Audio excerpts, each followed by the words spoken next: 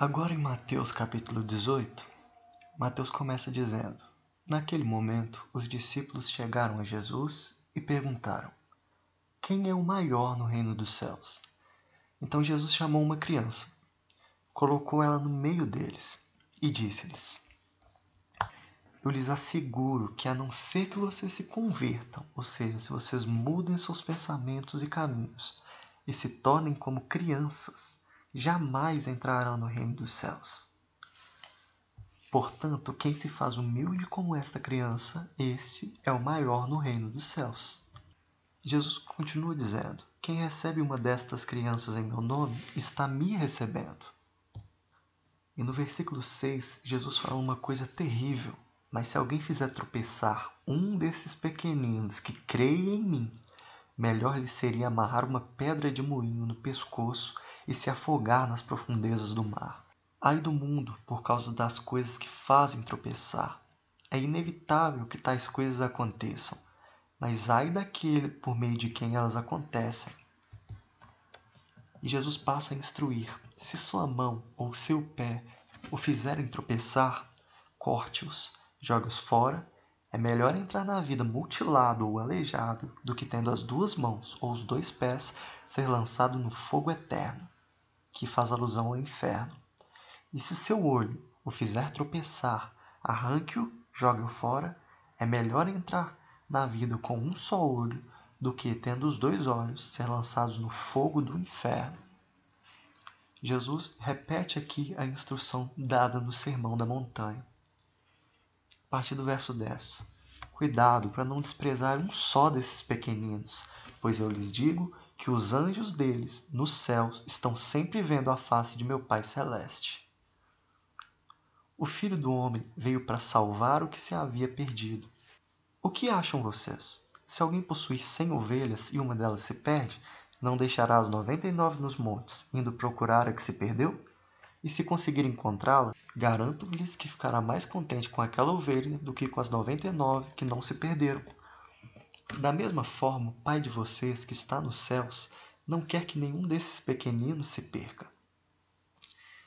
E Jesus passa a instruir: se o seu irmão pecar contra você, vá e a sós com ele, mostre-lhe o erro. Se ele ouvir, você ganhou o seu irmão. Com esse versículo, Jesus mostra que você pode ganhar o seu irmão e tirá-lo do pecado. E acima, Jesus instrui a nunca levar outros a pecar e nem mesmo você se levar a pecar.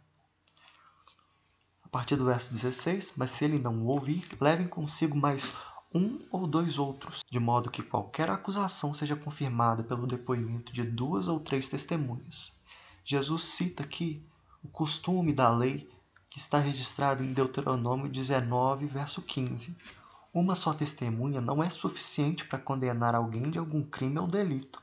Qualquer acusação precisa ser confirmada pelo depoimento de 2 ou 3 testemunhas. Mas se esse homem se recusar a ouvi-los, conte à igreja. E se ele se recusar a ouvir também a igreja, trate-o como pagão ou publicano. Não trate como irmão, mas sim como pagão ou publicano. Digo-lhes a verdade: tudo que vocês ligarem na terra será ligado no céu, e tudo que vocês desligarem na terra terá sido desligado no céu. Também lhes digo que se 2 de vocês concordarem na terra em qualquer assunto sobre o qual pedirem, isso lhes será feito por meu Pai que está nos céus. Pois onde se reunirem 2 ou 3 em meu nome, ali estou no meio deles. Então Pedro, sempre Pedro, aproximou-se de Jesus e perguntou: Senhor, quantas vezes deverei perdoar meu irmão quando ele pecar contra mim? Até 7 vezes? Jesus respondeu: Eu lhe digo, não até 7, mas até 70 vezes 7. Não quer dizer que Jesus queria que perdoássemos nosso irmão 490 vezes, que é 70 vezes 7, mas perdoar o meu irmão todas as vezes que ele pecar contra mim. E Jesus explica com uma parábola esse pedido que foi feito aos cristãos de perdoar os nossos irmãos. O reino dos céus é como um rei que desejava acertar contas com seus servos. Quando começou o acerto, foi trazido à sua presença um que lhe devia uma enorme quantidade de prata. Como não tinha condições de pagar, o Senhor ordenou que ele, sua mulher, seus filhos e tudo o que ele possuía fossem vendidos para pagar a dívida. O servo prostrou-se diante dele e implorou: Tem paciência comigo, eu te pagarei tudo. O senhor daquele servo teve compaixão dele e cancelou a dívida e deixou ele ir. Mas quando esse servo que foi perdoado saiu, ele encontrou um de seus conservos que lhe devia 100 denários. Agarrou e começou a sufocá-lo, dizendo: pague o que me deve. É muito importante notar a diferença. Esse servo lhe devia ao rei uma enorme quantidade de prata, enquanto seu conservo devia apenas 100 denários, uma pequena quantidade de dinheiro. Mas esse servo fez o seguinte: agarrou seu conservo e começou a sufocá-lo, dizendo: pague-me o que me deve. Então seu conservo caiu de joelhos e implorou: tenha paciência comigo, eu lhe pagarei. Mas ele não quis, antes saiu e mandou lançá-lo na prisão, até que pagasse a dívida. Quando os outros servos, companheiros dele, viram o que havia acontecido, ficaram muito tristes e foram contar ao seu senhor tudo o que havia acontecido.